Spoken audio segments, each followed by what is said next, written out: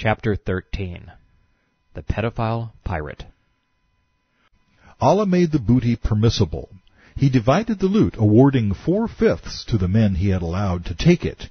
He gave 1/5 to his apostle. If there were any doubt as to why the first Muslim militants were off on their 12th raid in 12 months, it should have been eliminated with this line. Their mission had nothing to do with religion, nor did Mohammed's. It had always been about the money. Religion was simply a tool, a veil, a distraction, a means to legitimize murder and mayhem. Mohammed's raiders weren't religious zealots. They were mercenaries at best, pirates at worst.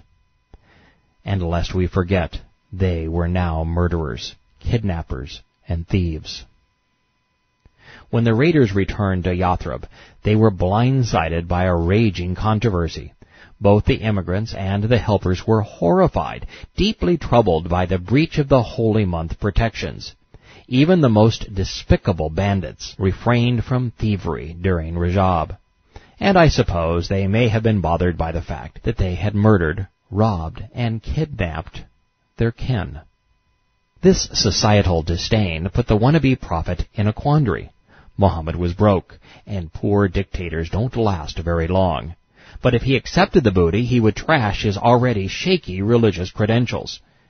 He was on his heels and teetering from the Quraysh bargain, the satanic verses, the knight's journey, and the migration of shame. Stooping to the level of a scoundrel, a murderous pirate, a two-bit terrorist, so desperate for money that he would steal during Rejab, was one blow too many. So what to do? His first ploy was to betray his troops, something Muslim suicide bombers should keep in mind the next time they contemplate murdering their way to paradise. Tabari. When they reached the prophet, he said, "I did not order you to fight in the sacred month." He impounded the caravan and the 2 captives and refused to take anything from them. The prospect of martyrdom and lying in wait confirms that Mohammed had sent his Muslim raiders out to fight, as did the requirement of making out their wills. The division of spoils agreement indicates that he had given his authorization for them to steal. The lying prophet was buying time, which is why he didn't send the booty back. He was trying to find a way to keep the money and maintain his dwindling prestige. When Allah's messengers said this, they were aghast and thought that they were doomed. The Muslims rebuked them severely for what they had done. They said, "You have done what you were not commanded to do, and have fought in the sacred month." To salvage his reputation, and thus cling to his position of power, Mohammed made his men scapegoats. His letter confirmed his complicity. He had sent them out in Rejab, the idolaters' sacred month. The act made him an accessory to murder and a thief. The denial made him a pagan and a liar, something far more lethal to a person pretending to be a prophet. Tabari and Ishaq. The Quraysh said, "Muhammad and his companions have violated the sacred month, shed blood, seized property, and taken men captive." The polytheists spread lying slander concerning him, saying, "Muhammad claims that he is following obedience to Allah, yet he is the first to violate the holy month and to kill our companion in Rejab." The pagans knew that breaking treaties, murder, kidnapping, and thievery were wrong. It's a shame that Islam's lone prophet didn't. I find it especially revealing that when the Meccans told the truth about what had just happened, they were called lying slanderers. This has devastating implications for the totality of the Koran. Its second most repetitive theme is the never-ending argument. The Meccans said that Mohammed was a demon-possessed liar, not a prophet. They said that he had forged the Koran to serve his personal ambitions. They appeared to be right, and yet Islam's dark spirit called them lying slanderers. In this circumstance, the Meccans were absolutely right, and yet Mohammed deployed the same strategy. At the very least, this suggests that the Hadith and Quran had the same speechwriter, the same agenda, and the same wanton disregard for truth. It also tells us that those who knew this prophet far better than we could possibly know him today saw him as a terrorist raider and a moral thug and as a liar. Tabari, the Muslims who were still in Mecca refuted this. It was embarrassing. It meant that they had placed their trust in a man unworthy of it. Ishaq, the Jews, seeing in this an omen unfavorable to Muhammad, said, "Muslims killing Meccans means war is kindled." There was much talk of this. However, Allah turned it to their disadvantage. When the Muslims repeated what the Jews had said, Allah revealed a Koran to his messenger.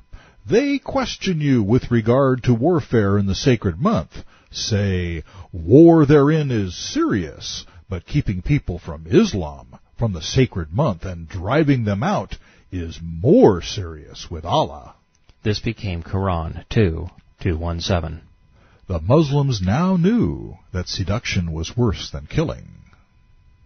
Considering the facts, this was an inane excuse for violating treaties, kidnapping, theft, and murder. The Meccan merchants were minding their business. They weren't seducing anyone. Once again, the prophet behaves badly, and it's the pagan's fault, not his own. Ishaq, when the Quran passage concerning this matter was revealed and Allah relieved Muslims of their fear and anxiety, Muhammad took possession of the caravan and prisoners. The Quraysh sent him a ransom, but the prophet said, "We will not release them to you on payment of ransom until our companions, Sa'd and Utbah, get back, for we are afraid you may harm them. If you kill them, we will kill your friends." They came back, however, and the prophet released the prisoners on payment of ransom.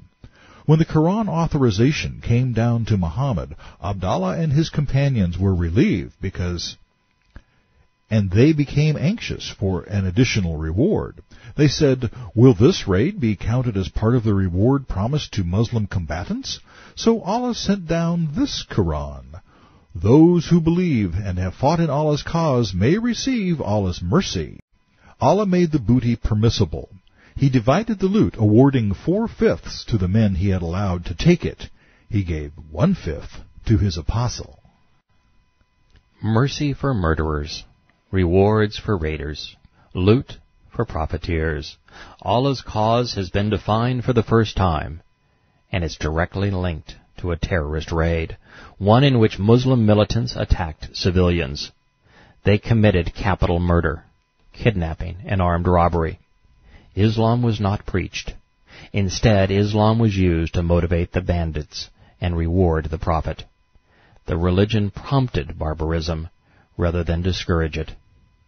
This incident alone destroys Islam's religious credentials, Muhammad's authority, and Allah's credibility. God justifying criminal acts to satisfy a prophet's financial lust is unfathomable. If we are to believe Muhammad, Allah approved murder, terror, thievery, and kidnapping for ransom. Forget for a moment that this dark spirit was demented. This is immoral. An immoral God cannot be trusted. An immoral deity isn't worthy of a religion, devotion, sacrifice, or martyrdom. The same is true of an immoral prophet. Muhammad had sent out armed brigades in search of Quraysh, hoping to terrorize them and rob their caravans. When his militants succeeded, he betrayed his mercenaries to save his own hide, yet he still took the money. He threatened to kill his kin and ransom them back to his tribe. Then he claimed that his God approved his hellish behavior, which is the biggest crime of all. The only thing more devastating than a man professing situational scriptures to legitimize terror, murder, robbery, and kidnapping for ransom is to lure billions to their doom by implying these words were inspired by God. By so doing, Muhammad confirmed my theory. Islam was nothing more than the profitable prophet plan. According to the Sirah, Mohammed was a con man. There have been millions of murderers, millions of kidnappers, millions of terrorists. There have been millions of sexual predators. Thieves are a dime a dozen. There have been a score of men who have done these things while claiming to be anointed by God. Yet only one invented a religion and falsified Scripture to satiate his demonic cravings. This is why Mohammed, Islam's lone prophet, qualifies as the most evil man to have ever lived.